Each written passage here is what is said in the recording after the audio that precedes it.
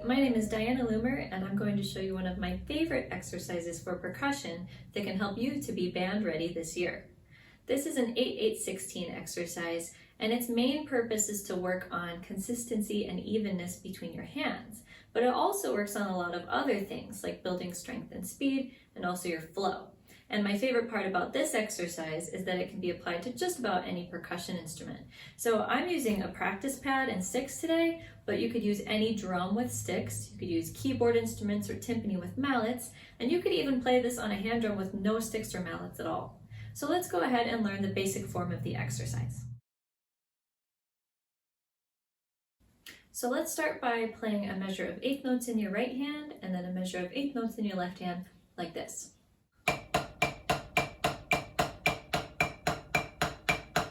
Now you can play it with me.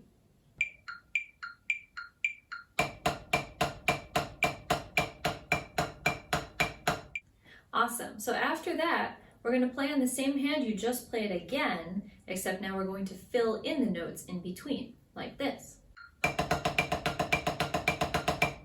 Now you can play it with me.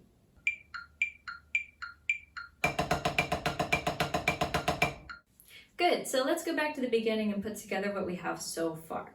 So we started with a measure of eighth notes on the right hand, a measure of eighth notes on the left hand, and then we filled it in on the left hand for a measure of 16th notes.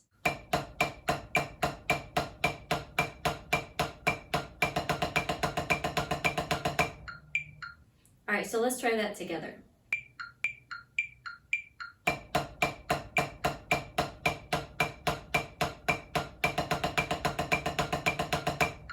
Awesome, so that's the first half of the exercise. And for the second half, you'll do the exact same thing, but with the opposite sticking.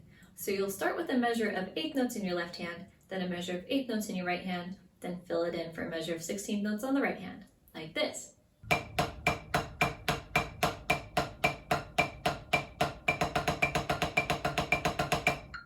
Now try the second half with me.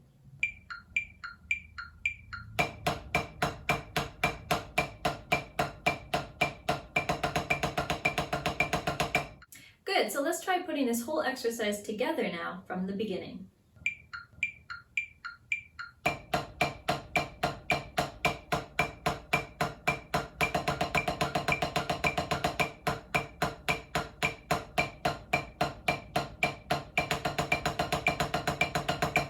Great, so now that you've learned the exercise, let's talk about why it's important.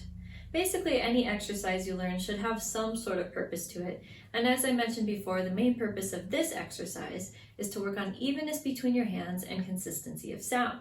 So that's really what you're doing in the first two measures of the exercise, where you have 8 eighth notes on one hand and then 8 eighth notes on the other hand. I like to start this exercise with my dominant hand so you have a good model. And so first of all, you're checking out your dominant hand in the first measure of eighth notes, making sure your technique looks exactly the way you want it to. You have a nice relaxed flow and a really good consistent sound.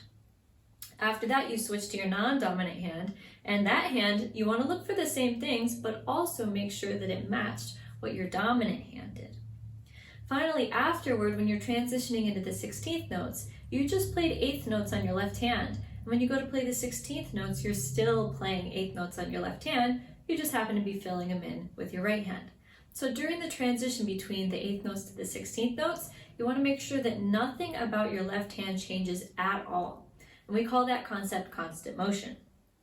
When you remove the 16th notes and you're back to just the eighth notes again, you can think back to the first set of skills we were thinking about. So consistency and evenness from note to note. Then go back to your other hand and you're thinking about the same things, consistency and evenness, and also comparing it to the hand that just played to make sure the two hands match each other. Then you get to fill in 16th notes on this side. So once again, you're looking for constant motion. And by that point, you've already finished the exercise and you can start repeating it over and over. So as you can see, there's kind of a cycle here. And if you're really actively thinking as you play this exercise every time, you're never going to get bored because there's always something to listen to.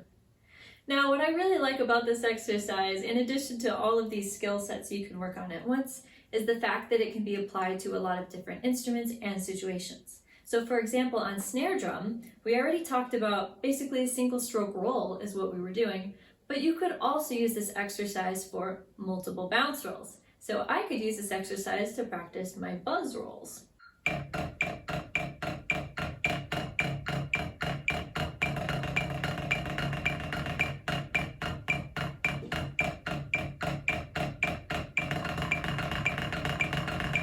You could also practice your 2-mallet technique or 4-mallet technique on or off the instrument.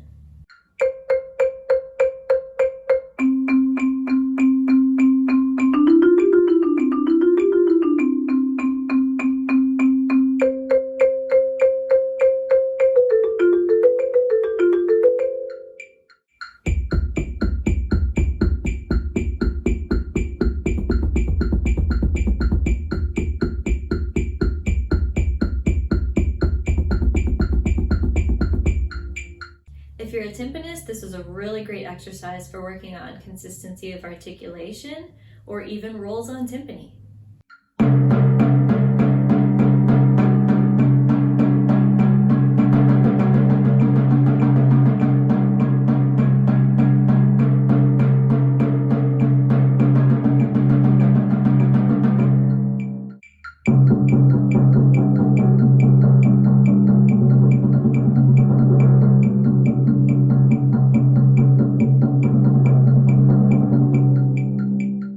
So be creative and think about how this exercise can be helpful to you, no matter what percussion instrument you're focusing on right now.